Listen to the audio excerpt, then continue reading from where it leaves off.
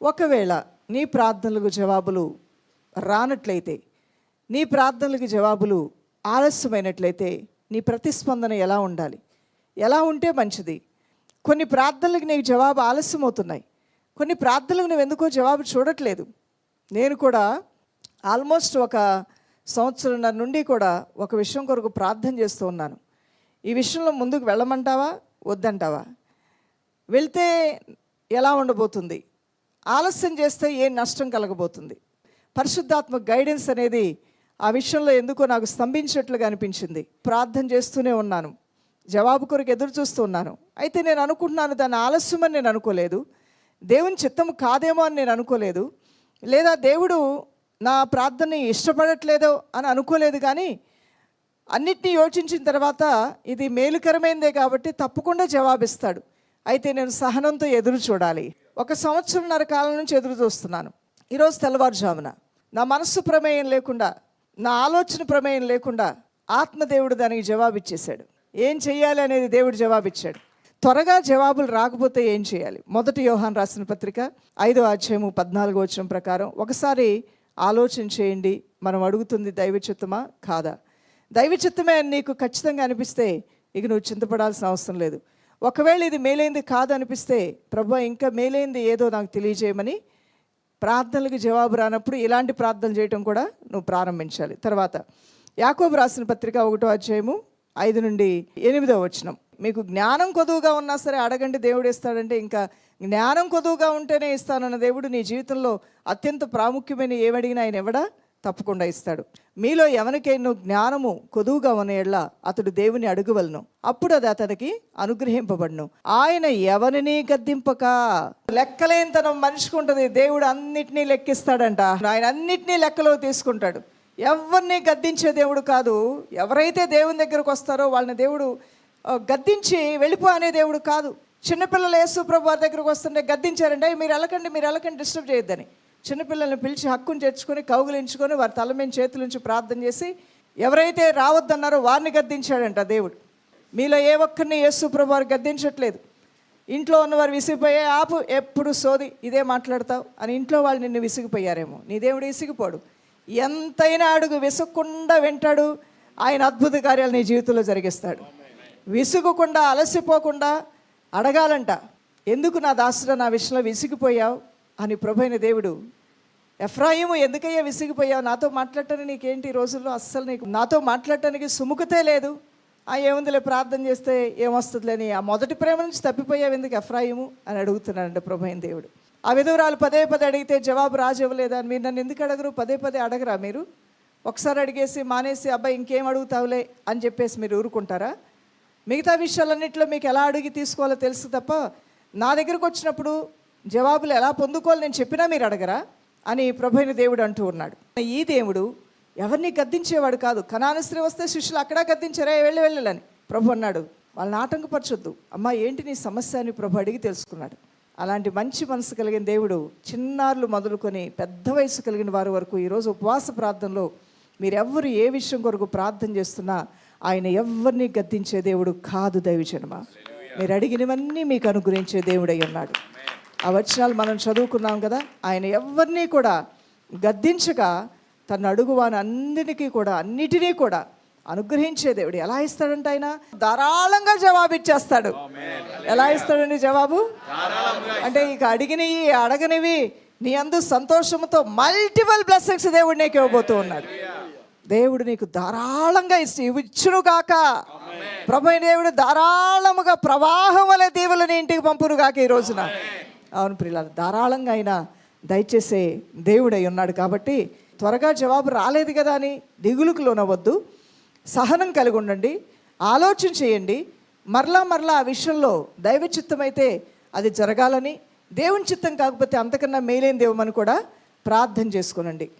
కొన్నిటి కొరకు ప్రార్థన చేస్తూనే ఉండకుండా ప్రయత్నం కూడా చేయటం ప్రారంభించండి. కొన్ని విషయాలు ప్రార్థన చేస్తున్నారు, 1-2 విషయాలకు మీకు జవాబు రాలేదనుకుంటున్నారు, కానీ జవాబు ఆల్రెడీ వచ్చేసింది. ప్రభు అంటున్నాడు, ఇక ఈ ప్రార్థన విషయానికి నేను జవాబు ఇచ్చేసాను, నువ్వు వెళ్ళి చిన్న ప్రయత్నం చేయి. అలా అనగానే ఓపెన్ అయిపోద్ది డోర్ అంటున్నాడు ఆయన. అలా అనగానే డోర్ ఓపెన్ అయిపోద్ది. నీ చుట్టూ ఒకసారి నువ్వు గమనించు. నువ్వేదైతే అడుగుతున్నావో దానికి జవాబు నీ పక్కనే నేను పెట్టాను. జస్ట్ వేకప్, లే నా బిడ్డ, మేల్కో నా బిడ్డ, నీకు జవాబుని అక్కడే పెట్టాను. వెళ్ళి చూడు, వెళ్ళి ప్రయత్నం చేయి, వెళ్ళి ఒక్కసారి మాట్లాడు, వెళ్ళి ఒక్కసారి కదుపు, కార్యం జరగబోతుంది అంటున్నాడు ప్రభువైన దేవుడు. కార్యం జరగబోతుంది. రాజు ఉపవాసం ఉండి ప్రార్థన చేశాడు. దిక్కులేని స్థితిలో, దీన స్థితిలో ఉపవాస ప్రార్థన చేశాడు. తెల్లవారేసరికల్లా నగరం యొక్క తలుపులు తెరవగానే ఆశీర్వాదం వారి ఎదుటిగా నిలబడి ఉంది. తలుపులు తెరవటమే ఆలస్యం.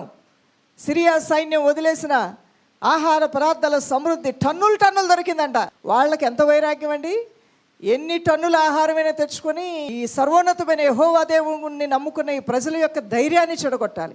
నేను బలవంతుడిని, శక్తిమంతుడిని, నా కార్యాలే జరుగుతాయని నిరూపించాలని టన్నుల కొద్దీ ఆహారం పెట్టుకొని 1 సంవత్సరం కాదు 10 సంవత్సరాలు ఉంటా, కానీ ఆక్రమించుకొని వెళ్తాను, ఈ దేశం నా స్వాధీనపరుచుకొని వెళ్తాను అని ఆతృతతో, అహంకారంతో, గర్వంతో, ఆశతో వెర్రవేగిపోతూ, మీరు నాకు అప్పగించుకోండి, నాకు సాష్టాంగపడండి, దేవుడు మాకు సహాయం చేయడు, రాజు మాకు సహాయం చేయడు, నీవే మా దిక్కని, మా ఎద్దుకు రండి, ఇదిగో టన్నుల కొద్దీ ఆహారం తెచ్చి మీకు ఇస్తామంటున్నాడు.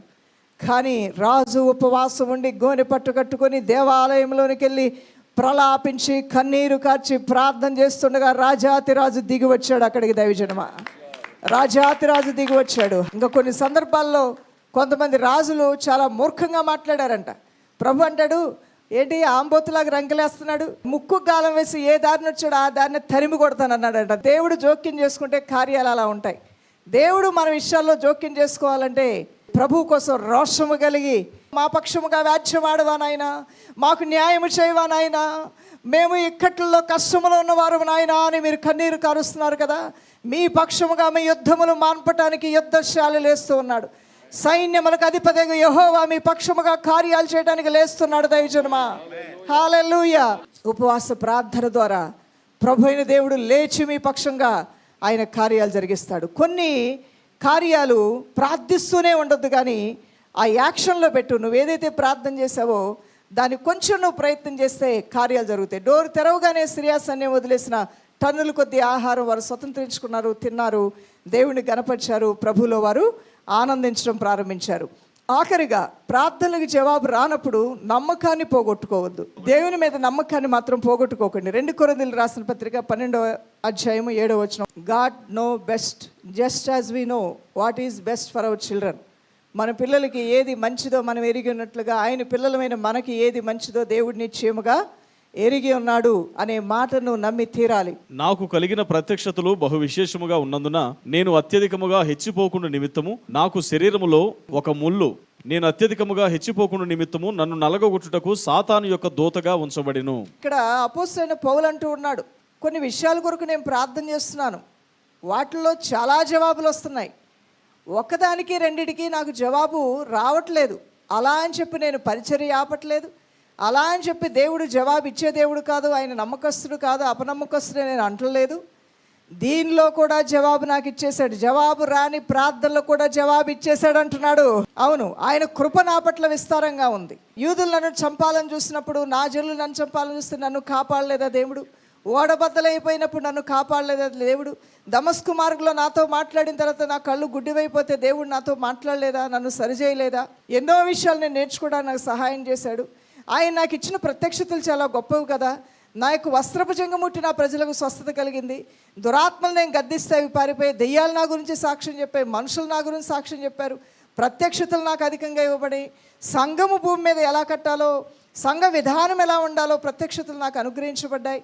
ఇన్నిటికీ జవాబిచ్చిన దేవుడు 1-2 విషయాలకు జవాబు ఎందుకు ఇవ్వట్లేదు అంటే, ఆయన నన్ను ప్రేమించక కాదు, కానీ నన్ను ప్రేమించి ఆయన జవాబు నాకు ఆలస్యం చేస్తున్నాడు.